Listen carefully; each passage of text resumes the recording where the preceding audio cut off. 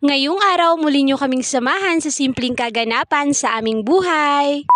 Magandang umaga sa ating mga inahan, no? Anyways, kakagising ko nga lang pala dyan at nauna pang nagising itong batang maliit. Hay nako, kung sino pa yung nanay, siya pa yung late na nagigising. Hala! Ang totoo talaga kasi niyan kung bakit nga nalit ang mema nyo dahil kaka-scroll nga yan kagabi at wala namang pambili. Siyempre, pagkakagising sa umaga, things be to God agad dahil sa buhay at lakas na kanyang pinagkakaloob. Bago nga rin tayo gumawa sa mga gawaing bahay sa bakbakan ng ating buhay, siyempre, panalangin natin palagi ang pag-iingat at paggabay ng Diyos sa atin sa araw-araw at sa bawat minuto ng ating buhay. O siya, bago pa nga magtanghal at mandikit yung laway natin sa ating babat, magbaho, mag-toothbrush muna tayo. Umayo na nga rin pala ako dyan para pumunta dito sa aming napakamabaysay na lababo. Charis! Grabe na rin talaga ang pangangatol ng ulo ko ba, malaan 1 week na hindi na talaga ako nakakaligo nito. Toothbrush lang yan dyan, tas pahulahilamos, pero ang tinuod talaga niyan, wala yang talagang ligo. Ay, joke lang yun ha, wag yung seryosohin. Siyempre, wag din natin kalimutan yung sarili natin kahit sa simpleng paghihilamos lang at isabay din yung liog ha, baka pagkamalan tayong aswang yan, maputi lang yung mukha ba.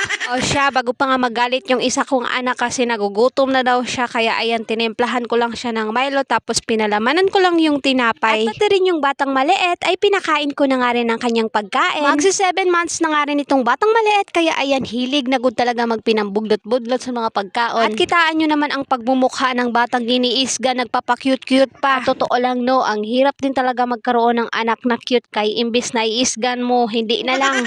Katapos ko nga palang mapakain ng dalawang bata, pinaliguan ko na nga rin itong batang maliit at ayan, pinutulan ko na nga rin ng kanyang kuko. Alam naman ninyo mga inahan no, na kapag mahikitan lang talaga na matataas na ang kuko ng mga anak natin, sasabihin ng iba na, oy, pabaya yung inahan na yan. O, ang totoo, tinuod talaga yun. Tapos ko nga palang maputulan ng kuko ang batang maliit, ayan, pinadede ko na nga rin para makatulog na. At ito namang kapatid ko no, busy rin kahit sa aming munting mansyon, nagkukuha mga lawa, ngayon na naistar na lapuro na lot anay ng mga agyo. O siya, at i-remind ko na lang kayo na kapag bumisita kayo dito sa bahay namin, marami talagang anay. Ito talagang kapatid ko, masipag din yan talaga sa paglilinis ng bahay, hindi nyo lang alam. Hay, itinang nyo ba sa akin? Chari! Nanay kong maganda, ayan, busy rin talaga sa paghihimay nga nitong nakuha niyang talbos para may kami igsura ba. At dito rin sa probinsya no, hindi ka rin talaga mawawalan or mauubusan ng iuulam basta masipag ka lang din talagang magtanim kagaya nitong talbos. Grabe rin naman talaga magpaningas ng apoy itong aking nanay, kulang na lang talaga ay sunugin pati itong aming bahay ba. Charis! Well da naman nga si kuya ng kanyang tito, kaya ayan, binilhan na naman ng steak o. Totoo lang no, marami rin talagang nagmamahal sa anak ko, kaya maraming salamat din sa inyong pagmamahal. Di ko pa man maibalik or masuklian kasi wala din talaga akong pera ngayon ba. Hala. At ayan, hindi naman halata sa mukha nga ni kuya na nag-e-enjoy siya at nasasarapan nga rin sa kanyang kinakain. May dala nga rin palang isda, kaya ayan, sinabawan nga rin agad nila para makahigop nga ng sabaw dahil sa loob ng 1 taon. Hala, taon talaga.